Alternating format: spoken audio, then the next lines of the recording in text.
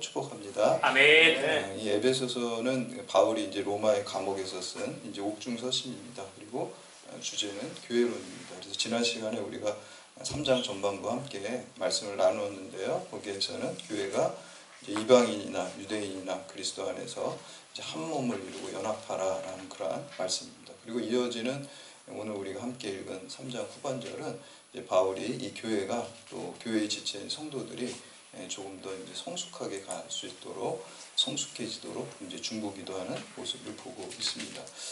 키에르케고르라는 철학자가 이제 기도에 대해서 이렇게 정의를 내렸어요. 기도라는 것은 하나님 앞에서 내 뜻을 관철시키는 것이 아니라 내가 하나님 앞에 나아가서 하나님의 뜻이 나의 뜻으로 내가 변화되는 것이다. 이렇게 말씀하고 있습니다. 그래서 우리가 그냥 뭐 이렇게 말씀에 근거하지 않고 하나님 앞에 나아가다 보면은 우리의 욕망에 이끌려서 기도할 수밖에 없습니다. 그렇게 되면은 그게 기복적인 기도가 되겠죠. 그러나 이제 기독교 신앙의 기도는 말씀에 근거해서 또 하나님의 뜻에 근거해서 올려드리는 게 이제 기독교적인 기도입니다. 그런 의미에서 이제 오늘 사도 바울이 드린 이 기도는 사도 바울은 이제 말씀으로 성령으로 변화된 사람으로서 기독교적인 기도가 무엇인지 우리에게 보여주고 있습니다. 그래서 오늘 바울이 교회를 향해서 또 성도들을 위해서 드리는 이 중보 기도를 통해서 또 우리도 이렇게 기도하고 또 이렇게 쓰임받는 여러분들 다 되시기를 주님의 이름으로 축복합니다. 아멘. 첫 번째는 우리가 기도의 대상을 분명히 알아야 되는 거거든요. 우리가 누구한테 기도해야 되는지, 여러분 뭐 다 하나님한테 기도하고 있는 거를 물론 아시겠지만 좀 더 정확하게 우리가 이거를 알아야 됩니다. 그래서 오늘 말씀해 보니까 기도의 대상을 창조자 하나님 아버지다 이렇게 이제 말씀하고 있습니다. 기도라는 것은 뭐 기독교에서만 하는 게 아니죠. 모든 종교의 기도가 있고 심지어 종교가 없는 사람도 그냥 위기에 처하거나 뭐 원하는 일이 있으면 그냥 기도해요. 어떤 특별한 대상이 없이 그냥 소원이 이루어지기를 기도한다는 거죠. 또 기도하면은 또 이슬람이 또 그냥 굉장히 기도에 대한 열정적인 게 있어요. 뭐 새벽부터 뭐 새벽 5시, 뭐 오전에 9시, 뭐 1시, 3시, 7시 이렇게 해가지고 뭐 하루에 5번을 기도한다 그러잖아요. 그래서 이제 사우디 메카를 향해서 이렇게 기도하고 또 이슬람 사람들이 쓰는 뭐 핸드폰이나 이런 데 보면 또 메카 방향을 이렇게 알려주는 또 나침반도 있고요. 그래서 이렇게 그렇게 열심히 기도를 합니다. 이슬람에서도 기도를 하고요. 보통 한 번에 5분에서 10분 정도 이렇게 기도를 한다 그래요. 그리고 불교에서도 기도를 열심히 하잖아요. 100일 기도라는 거 합니다. 그래서 제가 이제 동네에 있는 이렇게 산에 이렇게 자주 올라가는데 거기 절이 있어요. 그래서 그 절 앞을 이렇게 지다 가다 보면 거기 이제 기도한다. 100일 기도. 특히 이제 수능 때 되면은 수능 자녀를 위한 100일 기도 이런 플래카드가 붙어 있단 말이에요. 그래서 많은 사람들이 거기 와가지고 불상에다 이렇게 기도하는 것을 제가 본 적이 있어요. 그리고 제가 그 산의 정상에 이렇게 올라가면은 돌 무더기를 이렇게 쌓아놓은 게 있어요. 소망탑이라고 이렇게 해놨어요. 사람들이 그 소망탑에다가도 이렇게 아주 간절히 기도하더라고요. 그래서 저는 좀 약간 저 돌에다가 기도해서 이렇게 들어줄까 뭐 이런 생각이 이제 들어요. 근데도 이렇게 간절하게 이제 기도를 하더라고요. 근데 작년 여름에 비가 많이 와가지고 그 소망탑이 다 무너졌어요. 그래서 이제 구에서 며칠 동안 공사하느라고 거기 이제 못 가게 이렇게 막아놓고 공사하는 것을 볼 수가 있어요.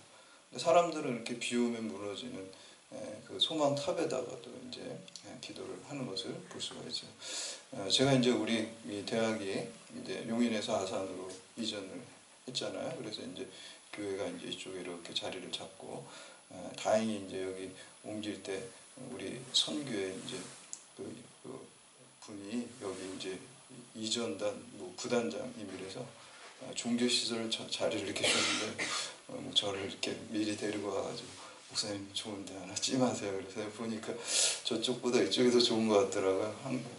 불교는 저쪽으로 이제 지금 돼 있잖아요. 그래서 제가 여기 할게요. 그래서 이제 이 자리가 정해진 거예요. 그래서 저 생활실 바라보는 것보다 이렇게 산을 바라보는 게 더 좋은 것 같아서 이제 여기를 우리가 자리를 잡았어요. 근데 그때 이제 제가 처음에 경목실에 와서 했는데 여기 불교에 이렇게 보면 이제 불상하고 굉장히 뭐 화려하게 돼 있습니다. 근데 그래서 제가 이렇게 앉았는데 계속 목수 2명이 오셔가지고 한 2달 정도를 계속 공사를 하더라고요. 먼지도 나고 막 불상도 만들고 거기를 막 다 만들어요. 그러고 나서 다 한 다음에 점안식이라는 걸 하더라고요. 점안식이 뭔가 이렇게 보니까 이제 인근에 있는 큰 절에 있는 스님을 모셔가지고 불상을 목수들이 2달 동안 만드는 걸 제가 봤거든요. 저는 여기 앉아가지고 이렇게 왔다 갔다 하면서 이렇게 어떻게 하나 이렇게 보고 그랬는데 그 부처님 불상에다가 눈에다가 그 스님이 오셔가지고 이렇게 눈동자를 찍어주는 거예요. 그러면 그 불상이 생명을 얻게 된다. 이렇게 해서 이제 그 정관식을 크게 하고 사람들이 거기다가 이제 기도하고 이렇게 하는 걸 빌고 그러죠. 소원을. 근데 저는 그런 생각이 들었어요. 생명을 받은 쪽보다 준 쪽이 더 능력이 있는 거잖아요. 그렇죠? 그러면은 생명을 받은 쪽에서 생명을 준 쪽한테 기도를 해야 되는 거잖아요. 근데 여기는 스님이 그 불상에다 생명을 줬으면은 불상에 기도를 해야 되는 게 맞겠죠. 제가 생각할 땐 그래요. 근데 내가 생명을 주고 거기다가 이제 기도를 한다라는 거죠. 그래서 오늘 말씀해 보니까 하나님은 창조자 하나님이라고 했어요. 이 천지 만물을 창조하시고 그리고 우리 인간을 창조하시 생명을 주신 분입니다. 그래서 그 하나님께 우리가 기도를 드려야 된다. 그래서 기도의 대상을 분명히 알아야지 뭐 이렇게 비 오면 무너지는 탑에다가 기도하고 내가 만들어 놓은 거에서 기도하고 그리고 막연한 뭐 특별한 대상도 없이 그냥 막연하게 기도하는 것들은 아무리 열심히 해도 그건 소용이 없는 것입니다. 능력 있는 사람한테 우리가 세상 일도 부탁을 하잖아요. 내가 사업을 하다가 지금 부도가 나게 생겼어요. 그러면 돈 많은 사람한테 찾아가서 부탁을 해야 되겠죠. 근데 무슨 서울역에 가가지고 노숙자한테 가가지고 하루 5번씩 찾아가가지고 나 좀 사업 망하게 됐는데 돈 좀 꿔달라고 100번 해도 그건 아무 소용이 없어요. 돈 많은 사람한테 가서 부탁을 해야지 되는 거고 무슨 문제가 생겼을 때도 힘이 있고 권력 있는 사람한테 부탁을 해야지 아무 힘 없는 사람한테 아무리 부탁해봤자 그거는 소용도 없어요. 또 한 가지는 살아있는 사람한테 부탁을 해야 되겠죠. 무슨 문제가 있어도 아무리 대단한 권력자라도 죽어있는 사람 무덤 가가지고 아무리 뭐 하루에 뭐 10번씩 가서 부탁해도 그거 들어줄 수가 없어요. 그래서 우리가 기도의 대상을 분명히 알아야 됩니다. 그거는 살아계신 하나님을 향해서 우리가 기도해야 될 줄로 믿습니다. 그리고 천지 만물을 창조하시고 우리 인간의 생명을 주신 하나님 아버지께 기도해야 될 줄로 믿습니다. 우리 14절 말씀 함께 봉독합니다. 14절 14절 말씀 15절까지 봉독하겠습니다. 시작. 이러므로 내가 하늘과 땅에 있는 각 족속에게 이름을 주신 아버지 앞에 무릎을 꿇고 비노니. 아멘. 하늘과 땅에 있는 각 족속을 만드신 창조자 하나님께 우리가 기도해야 됩니다. 그리고 각 족속에게 이름을 주셨다 그래요. 여러분 대부분 여러분들 지금 있는 이름이 여러분 부모님이 아마 지어주셨을 거예요. 근데 오늘 말씀에서는 우리에게 이름을 주셨다라는 것은 하나님께서 우리의 아버지가 되신다는 거예요. 하나님 아버지께 기도를 해야 되고 또 이 천지 만물을 만드신 창조자 하나님께 기도해야지 그 기도의 대상을 분명히 알고 우리가 기도해야 됩니다. 사도 바울은 창조자 하나님 또 나의 아버지에게 기도를 했어요. 하나님 아버지한테 기도하면 들어줄 줄 믿음으로 기도해야 될 때 응답될 줄 믿습니다. 아멘. 제가 아는 목사님이 그 자기 아들이 맨날 자기 이렇게 목양실에 있으면 교회에서 오면 문을 확 열고 들어와가지고 아빠 돈 좀 줘 그러더래 맨날. 그래서 그 목사님이 그랬대. 야, 넌 나만 보면 맨날 돈만 달래냐 이렇게 하니까 그 아들이 이렇게 대답했대. 아니 그럼 내가 아빠한테 돈 달라야지 옆집 아저씨한테 돈 달래 그러더라고. 맞는 말이죠. 옆집 아저씨한테 돈 달래봤자 돈 안 줍니다. 내 아버지한테 달라 그래야지 주는 거고 아마 그 녀석은 아빠가 달라 그러면 줄 거라고 믿고 왔을 거예요. 우리도 기도할 때 나의 아버지 내게 이름을 주신 나를 부르시는 하나님 아버지한테 기도해야 될 줄로 믿습니다. 그래서 우리가 마가복음 14장에 보면 예수님께서 기도하실 때 뭐라요? 아빠 아버지 이렇게 말씀하잖아요. 예수님 당시에 사용한 언어가 이제 아람어인데 그 아람어하고 한국말하고 그 아빠는 똑같아요. 단어. 아빠 그거는 어린애들이 부르는 거예요. 우리도 어린애들이 아빠 그러죠. 좀 어른이 되면 아버지 이렇게 부르잖아요. 아빠라고 어린아이가 부르는 그 마음은 어떨까요? 그 아버지께 절대 의존하는 거예요. 아버지께 다 들어주신다고 믿는 거예요. 그렇게 절대 의존하는 마음으로 아빠, 아버지 이렇게 부르는 어린아이와 같은 마음으로 하나님께, 아버지께, 창조자 하나님께, 전능하신 하나님께 기도해야 될 줄로 믿습니다. 아멘. 기도의 대상을 분명히 오늘 우리에게 사도 바울은 말씀하고 있어요. 두 번째는 기도하는 자세입니다. 오늘 말씀해 보니까 사도 바울이 무릎을 꿇고 간절히 기도했다라고 했습니다. 그래서 무릎 꿇고 기도하는 게 좋아요. 저는 무릎 꿇고 저는 제 집에 가면 얘기했어요. 십자가도 붙들고. 그럼 또 여러분 여기 앉아 계신 분들 중에 아유 목사님 율법주의적이다 또 이렇게 이제 비판하시는 분들도 있을 거예요. 근데 이렇게 안 해도 돼요. 누워서 기도해도 돼요. 사실 하나님 본질이 중요하고 중심으로. 근데 제가 말씀드리는 거는요. 누워서 하다 보면 간절한 기도, 겸손한 기도가 안 나와요. 그렇게 해도 나오시는 분들은 누워서 하셔도 돼요. 근데 저는 잘 안 나오더라고요. 그래서 무릎 꿇고 기도하고 십자가 붙들고 기도하고 이렇게 이런 형식을 갖추면 형식주의자가 되라는 거 아니에요. 오해하시면 안 돼요. 누워서 그게 되시는 분 누워서 하세요. 근데 보통 이렇게 하면 더 잘 된다는 거예요. 그렇잖아요. 우리가 그냥 이런 사복 입을 때보다 우리 경찰관들도 정복 입으면 어때요? 마음가짐이 좀 달라지죠. 내가 이 옷에 맞춰서. 기도도 마찬가지예요. 대부분의 유대인들은 서서 기도했어요. 우리 성경에 보면 아브라함도 서서 기도했고 솔로몬도 서서 기도했어요. 근데 성경에 보면은 무릎 꿇고 기도하는 특별한 상황들이 있어요. 엘리사가 갈멜산에서 바알 선지자들하고 대적하고 또 비를 내려달라고 기도할 때 무릎 꿇고 기도했어요. 머리를 그냥 땅에다 쳐박고 그렇게 간절히 기도했어요. 여러분 간절히 기도하는 거는요. 제가 보니까 동서고금을 막론하고 누가 안 가르쳐줘도 그렇게 기도하더라고요. 누가 어디 매뉴얼이 있나요? 누가 그때 엘리야 선지자에게 무릎 꿇고 기도하라고 가르쳐주잖아요. 자동으로 그렇게 그런 기도가 나옵니다. 에스라서 5장에 보면 에스라 학사 겸 제사장인 에스라도요. 무릎 꿇고 간절히 기도했다라고 나와요. 회개의 기도를 이스라엘 백성의 회개의 기도를 갖다가 무릎 꿇고 간절히 기도했어요. 예수님께서도요. 겟세마네 동산에서 십자가 지시기 전에 기도하실 때 우리가 이제 누가복음이나 이런 데 보면은 무릎 꿇고 하나님 앞에 기도했다라고 이렇게 나오는 것을 볼 수가 있습니다. 그래서 무릎 꿇고 기도한다는 것은 내가 겸손한 거죠. 교만한 사람은 무릎 꿇을 수가 없죠. 하나님께 의존한 겸손한 마음, 또 간절한 마음. 간절한 사람이 무릎 꿇죠. 겸손한 사람이 무릎 꿇죠. 그래서 그 마음으로 무릎 꿇고 기도해야 될 줄로 믿습니다. 아멘. 그리고 제가 그저께 이제 월요일 날 국민일보 이제 신문에 이렇게 보니까 거기에 이제 처치 스테이라는 게 있어요. 템플 스테이 있잖아요. 근데 이제 템플 스테이는 주로 이제 불교 신자 아닌 사람도 그냥 이렇게 절을 갖다가 한번 체험하고 사찰을 체험하라 그런 의미가 많은데 이 처치 스테이는 이렇게 보니까 믿음이 이렇게 좀 약간 뭐라 그럴까 침체한 우리 교인들을 대상으로 해서 거기에 와가지고 옛날에 우리 선조들이 믿음 생활했던 그 모습을 다시 재현하면서 쉼을 얻고 주님 안에서 참된 쉼을 얻는 거잖아요. 그리고 영성을 회복하라는 의미에서 이 철치 스테이라는 걸 하더라고요. 그래서 광주 광역시에 있는 광주 청사교회라는 거기에서 그 철치 스테이라는 걸 하더라고요. 근데 이제 거기에 이제 담당하는 목사님이 이렇게 보니까 자기네들은 그 목요일 날 10시에 항상 샬롯 마룻바닥 기도회라는 걸 한다는 거예요. 그 마룻바닥에다가 그냥 다 무릎 꿇으라 그래. 무릎 꿇고 거기서 그냥 기도한대요.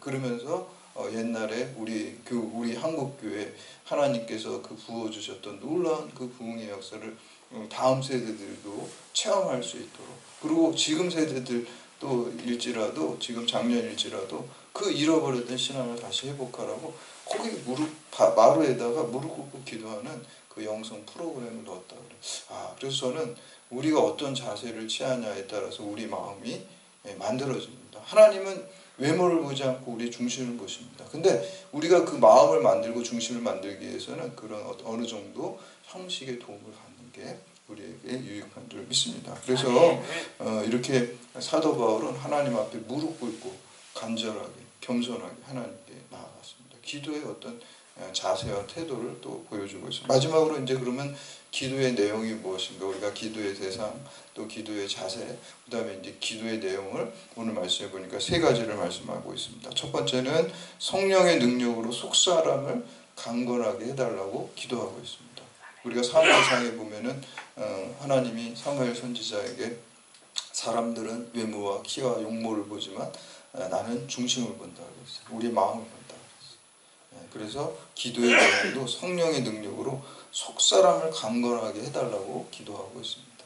어떻게 보면 우리도 이 외모라는 게 뭐예요? 우리가 얼굴 잘생기고 예쁜 거, 그리고 키가 큰 거, 그리고 뭐 학력, 무슨 뭐 권력, 지위, 스펙, 뭐 이런 게 다 외모겠죠. 사람들은 그런 거 보잖아요, 그렇죠? 그런 거 봅니다, 세상.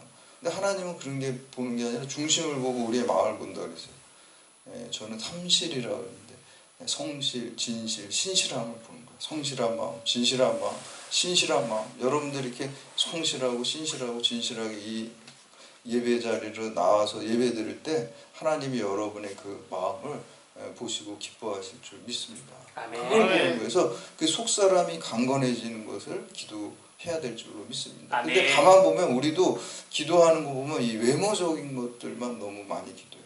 그렇죠? 그런 것들을 많이 기도해요. 세상 사람들과 똑같이. 그렇지만 더 중요한 것은 우리가 내 죄악된 자아가 죽고 예수 생명으로 거듭나고 성령의 열매가 우리의 심령 가운데 맺혀지고 우리의 삶 가운데 맺혀지기를 기도하고 속사람이 강건해지는 것을 기도하시기를 주님의 이름으로 축복합니다. 아멘. 근데 그 다음에 이제 두 번째는 하나님의 모든 충만하신 것으로 충만하게 되기를 기도해야 됩니다. 우리 17절 말씀 함께 봉독합니다. 17절 시작. 믿음으로 말미암아 그리스도께서 너희 마음에 계시하시옵고 너희가 사랑 가운데서 뿌리가 박히고 터가 굳어져서. 아멘. 아멘. 그리스도께서 성도의 마음에 계시게 해달라고 기도하는 것입니다. 예수님이 우리 마음 가운데, 여러분 가운데 예수님의 마음 가운데 예수님이 계십니다. 성령으로 계십니다. 영으로 계신 거예요. 예수님의 몸이 우리에 어떻게 이렇게 들어갑니까? 그렇죠? 성령으로 예수님의 영, 하나님의 영이 성령이잖아요. 성령이 여러분 마음 가운데 있어요. 예수 믿게 되면. 그러면은 우리 예수님이 내 마음에 계시다. 성령이 내 마음에 계시다. 그런 말이고 똑같은 말이거든요. 주님이 내 마음가 있게 해달라고 기도를 했어요. 그럼 믿는 사람들, 에베소 교회 교인들이 다 믿으니까 예수님이 있을 텐데 왜 그러면 또 있게 해달라고 기도를 할까? 우리가 이렇게 생각할 수 있지만 그거는 성령 충만하게 해달라는 기도입니다. 성령이 우리 안에 계시지만 성령은 인격적이신 분이기 때문에 우리를 강제로 끌고 가는 게 아니라 우리를 자유의지를 존중해 주시고 우리를 위해서 말할 수 없는 탄식으로 간절히 우리를 위해서 기도하고 있어요.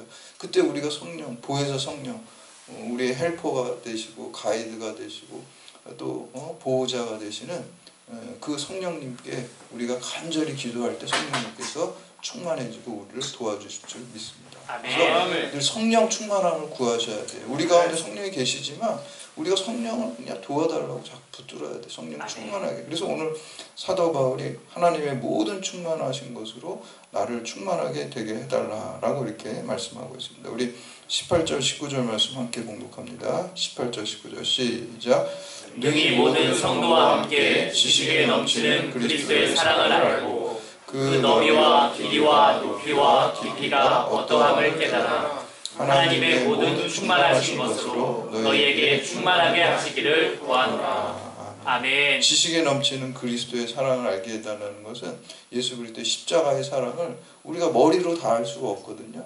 성령의 깨우침을 통해서 충만함을 통해서 알게 되고요. 그 무한하신 그 충만하신 사랑, 완전하신 사랑, 그 사랑을 우리가 깨닫게 알고 그 사랑 안에 거하게 되게 해달라고 이렇게 기도하시는 것입니다. 그래서 그 무한한 사랑을 우리가 누려야 될 줄로 믿습니다. 아멘. 마지막으로 이제 기도의 내용 세 번째는 교회와 예수 안에서 영광이 영원 무궁하도록 기도해야 됩니다. 우리 20절, 21절 말씀 함께 봉독합니다.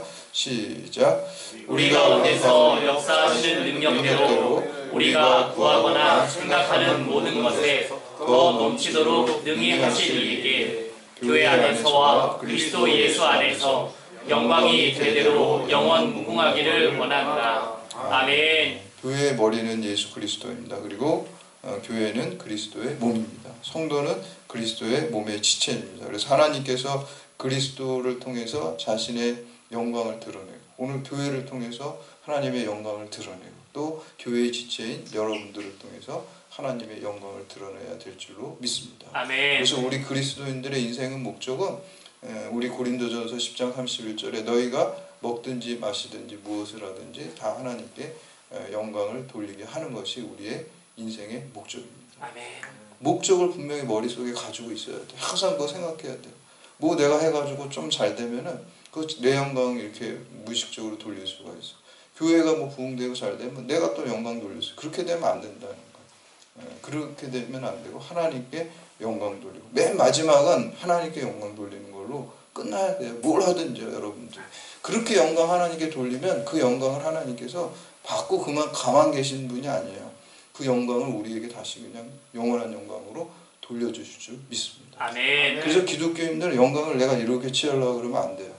하나님께 올려드리니까 하나님께서 부어주시는 영광이 진짜 영광이고 영원한 영광인 줄 믿습니다. 아멘. 내가 가지려고 하는 영광은 나중에 수치스러워지고 그거는 또 다 없어지는 영광이에요. 썩어져 없어지는 영광. 그래서 항상 우리는 뭘 하든지 내가 잘 되고 못 되고 하나님의 영광으로 해서 우리가 거기에 초점을 맞추고 살 때 하나님의 영광이 또 영원 무궁하게 될 줄 믿습니다. 그래서 아멘. 우리가 항상 성령의 도우심을 구해야 됩니다. 우리 힘으로 할 수 없습니다.